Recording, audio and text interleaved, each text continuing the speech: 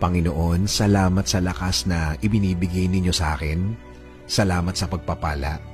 Salamat sa lagi kang nakahanda na ako'y tulungan palagi. Alam kong lagi kang nakasuporta sa akin.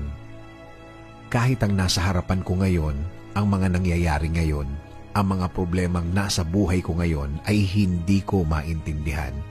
Kahit na ang tingin ko sa sitwasyon ko ngayon ay napakagulo. Sa iyo pa rin ako aasa, sa iyo pa rin ako kakapit because you said in your word that you will always be there for me with a helping hand. As a father to me, I thank you, Lord. Hindi ako manghihina sa mga bagay na to. Hindi ako mawawalan ng loob, hindi ako matatakot dahil naniniwala ako na lagi kang andyan para ako ay sagipin sa mga problemadong araw tulad ng mga nararanasan ko, Panginoon. Alam ko, Lord, things will never be the same na ang lahat ng ito'y magbabago.